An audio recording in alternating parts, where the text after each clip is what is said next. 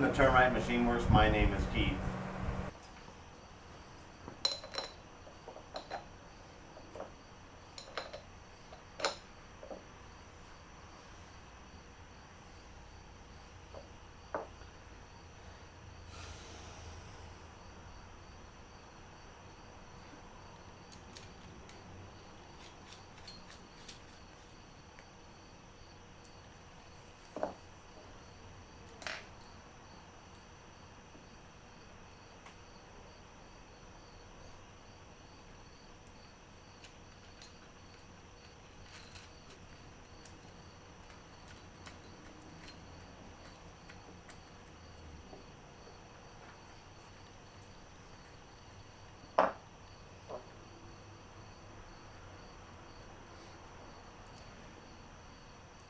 That looks pretty cool. We get those tightened down.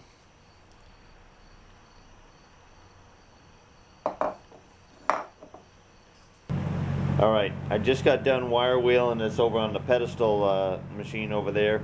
Got all the residue and everything else off of here so you can see the finished brazing.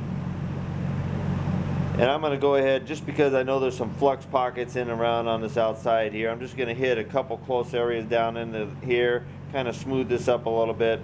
That's probably one little lap right there. I'm not real happy with the appearance of it. I know that it's strong enough. I mean, you know, that's really, you know, and when I grind it, you'll see that it is. We'll dress this up, and of course we got to set this up in the mill this here. So I don't know. I'll take, you know, you can see, you know, this is sticking up quite a bit here.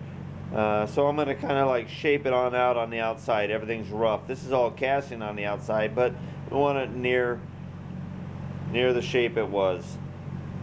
But real happy with it, and the wire wheel and all the grease is baked out of this thing, you know. There we go. Alright, we've blended all of these outside edges there with our casting, and now I've got it set up in the Bridgeport here, and this is a carbide end mill, and I'm going to come in here by hand and kind of blend in this inside edge nice and square, get it running the same width and parallel as that surface used to be before those chunks were broke out of there. Now we're going to get on down in here, and I'm just going to hang off the bottom a little bit for right now, and I'm going to be eyeballing, just taking a little skim. Now we already took our cutter edge and we kind of like eyeballed it along that edge right there. We're fairly straight. I may have to do some hand feathering. This is casting that I'm grabbing on the outside. I don't see any other way to really get it square. So I'm going to be doing a little bit of fudging or whatever, but that's kind of what we're working on right now. Alright, get it away from the edge here. Let's see, we can get up some speed here now. Alright, a little bit of light down here.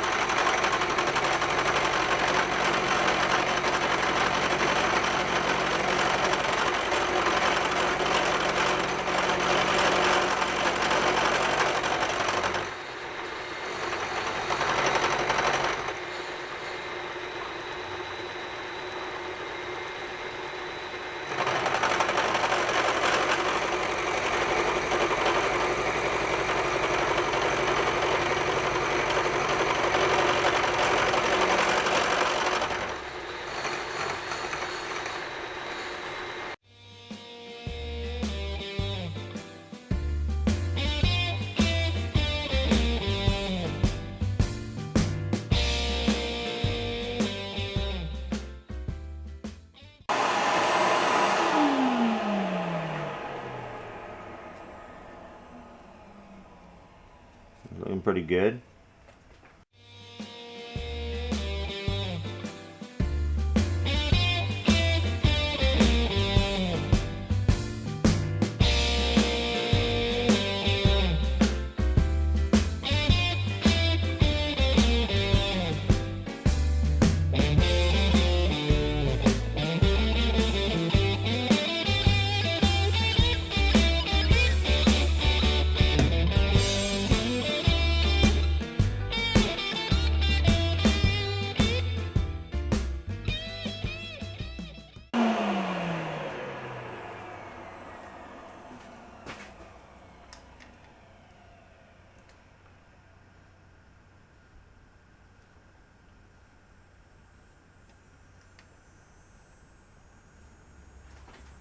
and another 25.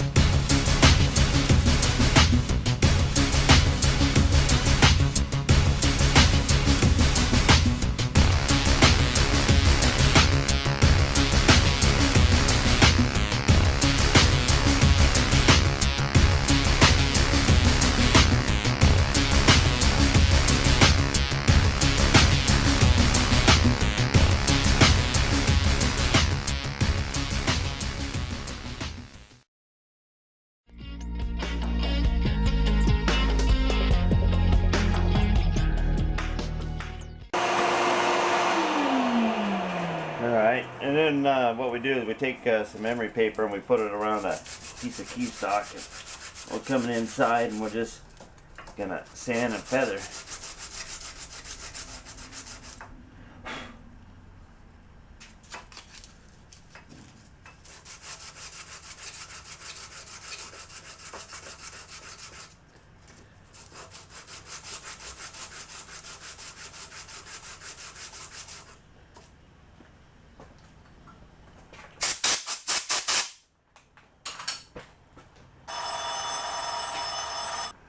Alright, you know what's real unique about how they locked in this threaded ring here? We're getting ready to chase out these 2/4 inch tapped holes and this pipe plug here. But this ring, and we also checked this ring, and this ring screws in fine, okay?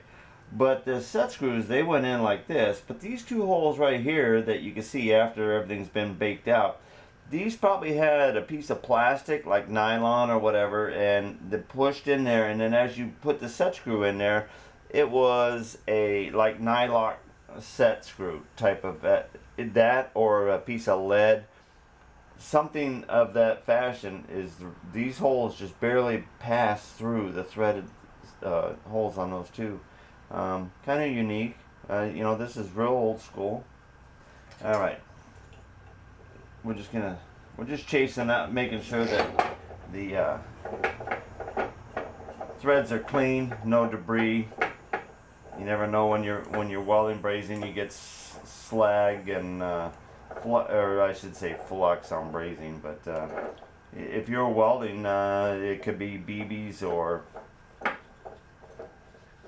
slag could be into the hole there. And now we'll just do the pipe thread here. We'll blow it off, and we're going to get this assembled here. And we got to play with the leather seals.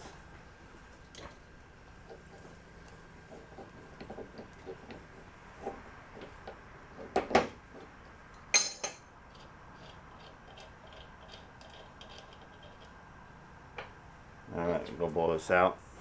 Alright, these leather seals are pretty old and they're oversized. They're supposed to fit on this section of the race here and on this one down here.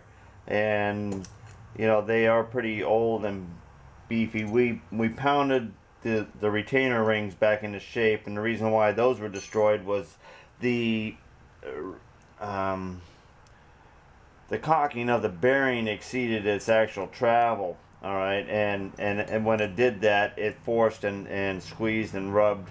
A spherical bearing it's got its limits to how much it can actually absorb in misalignment or angle change. You know, from the 90 or perpendicular to the bearing housing. So anyway, we know that this collar locks down here real nice and snug. So what we're going to do is we're going to go ahead and we're going to draw out on this leather. This is just a piece of hide about 1/8 of an inch thick here, pretty close to what this is here. This is a little bit fatter, but it's old, oil soaked, and petrified, like it came right from the petrified forest there. And we're going to go ahead and we're going to draw an ink line in here. We're going to say leave the line. Okay, we want that to be snug on here. All right, now that we did that, of course I don't know, these aren't exactly the same size. These are so hard, I'm going to go ahead and pick the best one that's got the best surface on here, and I'm going to semi-center that right there. Alright, and then I'm going to go ahead and draw the line on the outside here. Alright, now we're going to do 2 of these.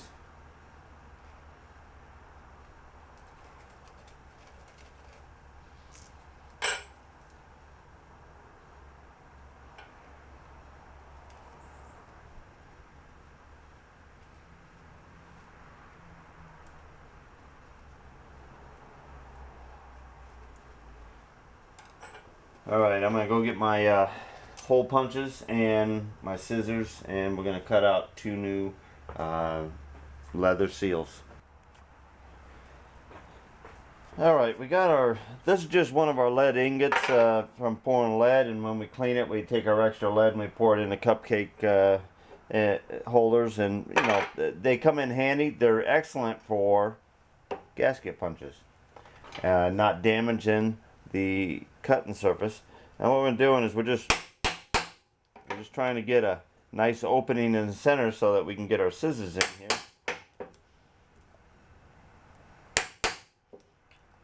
Have some working room.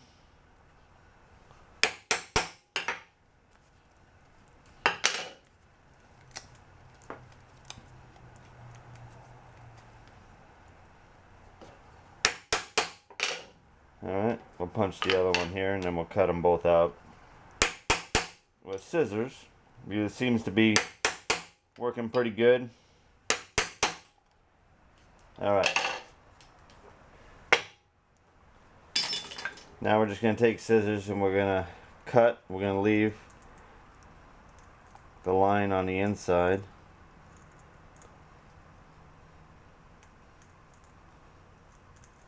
This is kind of crude, but the leather actually forms in, stretches, conforms. It's kind of why it was used, because it really absorbs a lot of shape changing, just like rubber does nowadays.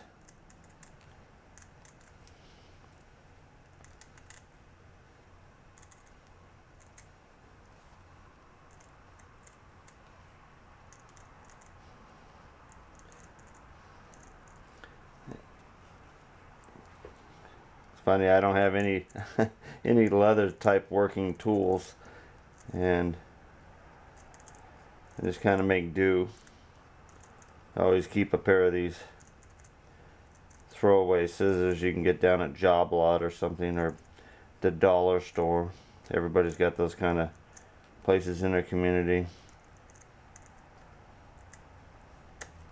Alright, I left the line all the way around.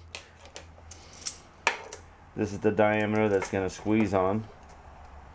Alright, it is. That's good. That's better than this was.